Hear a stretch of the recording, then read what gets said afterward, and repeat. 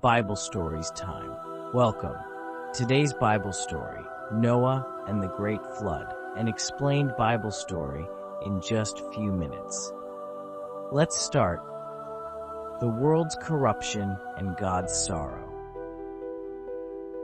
Genesis 6:5-7. In the days of Noah, the world was filled with wickedness. People lived without regard for God, committing evil and violence continuously. Their thoughts were always sinful, and they had turned away from righteousness. Seeing this, God was deeply grieved. He regretted creating humankind because of how far they had fallen into sin. But in the midst of all this corruption, one man stood out, Noah. He was a righteous man who walked faithfully with God. Because of his faithfulness, God chose him to carry out a special mission that would preserve life on earth. Genesis 6:8-9. But Noah found grace in the eyes of the Lord.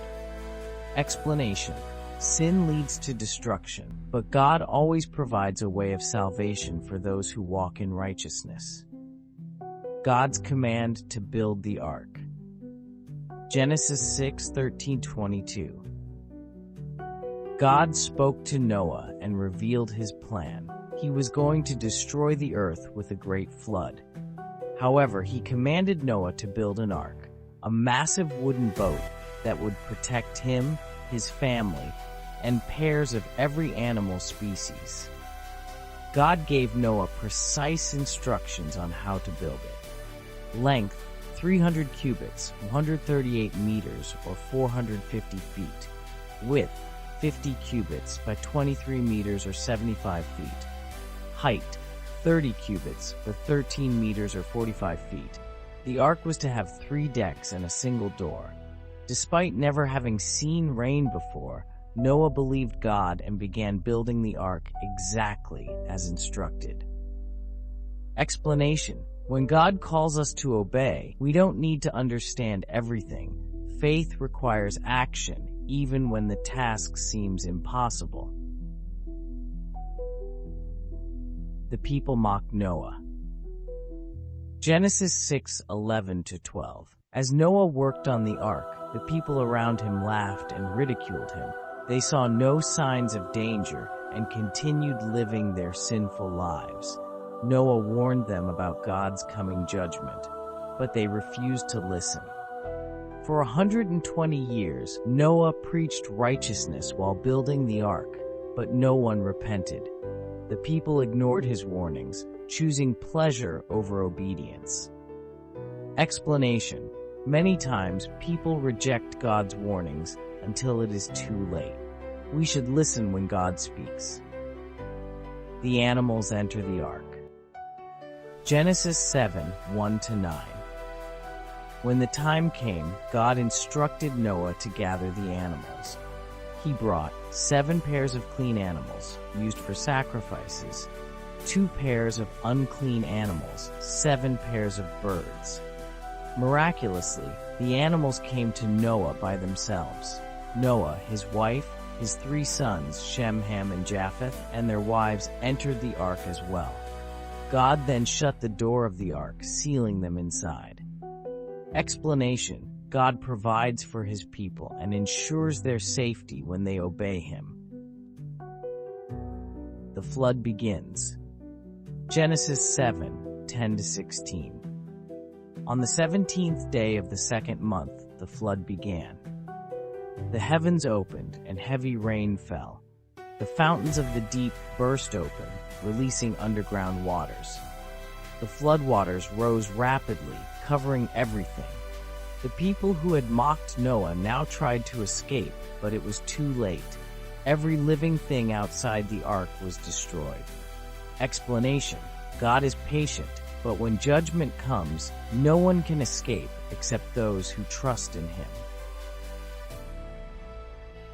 40 days and nights of rain. Genesis 7:17-24. For 40 days and nights the rain continued, covering even the highest mountains. The waters rose 15 cubits, 22 feet. The entire earth was submerged, and all life outside the ark perished. Inside the ark, Noah and his family remained safe, trusting in God's promise. Explanation: the storm outside may be great, but God's protection for his people is greater. The waters begin to recede. Genesis 8:1-5. After 150 days, God remembered Noah and sent a great wind to dry the waters. The floodwaters slowly receded, and after months of waiting, the ark finally came to rest on Mount Ararat. Explanation: even in long periods of waiting, God never forgets his people. The dove brings hope. Genesis 8:6-12. Noah waited patiently for the land to dry. To check the conditions, he released a raven, which did not return. Then he sent a dove, which came back with nothing.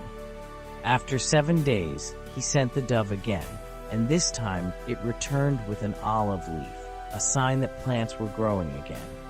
A week later, he released the dove once more, and it did not return, showing that the earth was ready. Explanation: even after destruction, God brings new beginnings. Leaving the ark and worshiping God. Genesis 8:15-22. Finally, God told Noah and his family to leave the ark. The animals were set free, and Noah immediately built an altar to offer sacrifices of thanksgiving to God. Seeing Noah's gratitude, God was pleased and made a promise. Never again would he destroy the earth with a flood. Explanation: always give thanks to God when he delivers you. God's covenant, the rainbow.